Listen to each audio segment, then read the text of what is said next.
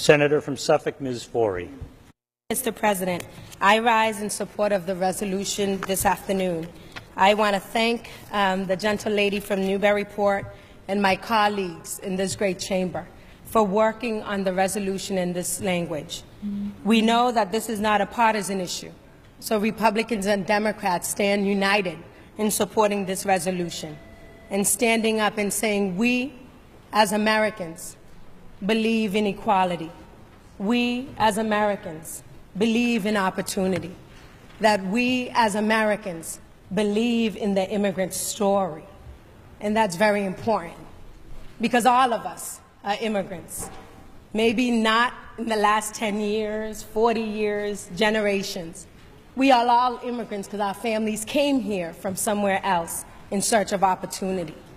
And so this resolution is calling on the administration and the hateful executive orders that have been put in place to turn it back, because we recognize that our country is built by the sweat, blood, and tears of immigrants.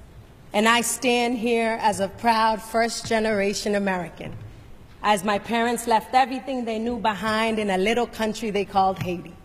And they came to this great America because this is a great country in search of opportunity, and they had their children. And they said, work hard. Work hard, Linda, work hard, and you can get to a place. I can tell you it's only in this great America that a child of immigrants can stand before you as a state senator for the 1st Suffolk District. So I am proud today, proud of our work, because it reiterates the America that my parents worked so hard to be part of. And it reiterates the America that I have been proud to serve in public service. But we know the work is just beginning, because we have an administration in Washington that believes in hate.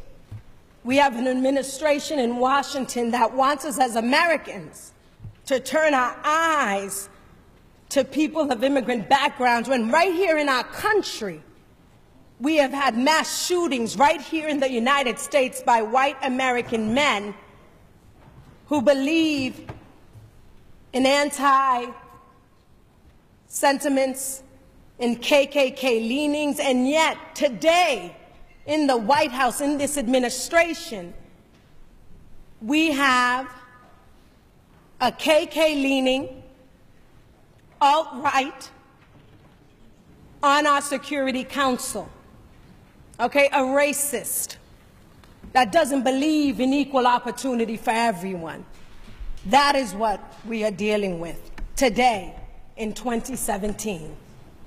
And we stand today as a body in this great Senate to say we are united in standing up for our immigrant brothers and sisters, that we don't believe America's values stands on what is being proposed from Washington, that we don't believe in having religious tests as a metric in allowing people into our great country.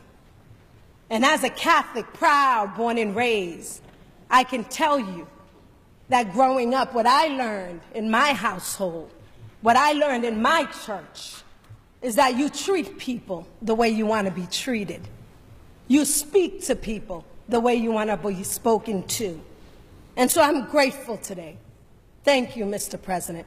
I'm grateful to the leadership of this great Senate, Republicans and Democrats, saying that we are united in sending this resolution to Congress and to the President to say what you are doing is wrong. Whether you came from the Azores and Portuguese and Brazil, or whether you came from Mexico, the new immigrants, or Haitians, or the Caribbean, wherever you came here in search of an opportunity of this great country, because this is a great country.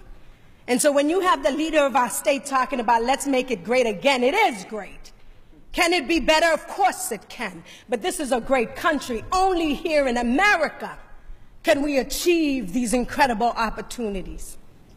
And so I am grateful again that we have come to do the right thing.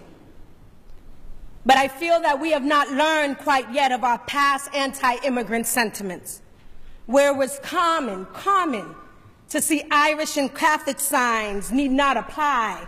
Catholic, no Irish, no dogs on the Boston Common, signs that we were able to see here in the late 1800s when the Irish came, right? Where the Japanese internment camps were state-sponsored and our schools were separate but equal. We have to remember this because history is critical. And we have someone in the administration, in the federal government, does not believe, obviously, in history. Needs to probably do a little bit more reading in terms of where we've come from and where we're going.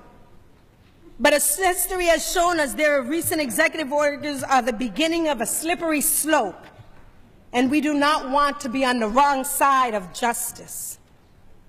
The recent court rulings have remained a silver lining in the dark cloud of regressive and detrimental policy coming from the administration. But the mobilization, amazing, inspiring, the mobilization of Americans, all Americans coming together to say, wait, to say stop, to ask questions. Why is this happening? Why in Massachusetts we have researchers that are looking at cancer and Alzheimer's are being stopped from coming in? We have professors at MIT who were not allowed into Logan Airport. We have students, people with papers and green cards have been vetted, have not been allowed to come into our great country. So my commitment to my constituents and the families of this great Commonwealth, and all of us feel this way, are unwavering. And we will continue to fight for Massachusetts so that our true American values are upheld for all and does not allow fear and bigotry to prevail. Fear and bigotry critical, because what I just said, someone is serving on our Security Council that thrives on fear and bigotry, that believes in that to their core. And so we must not criminalize the American dream. We must welcome with open arms all people who have taken the necessary steps to come into this country. Thank you all. Thank you.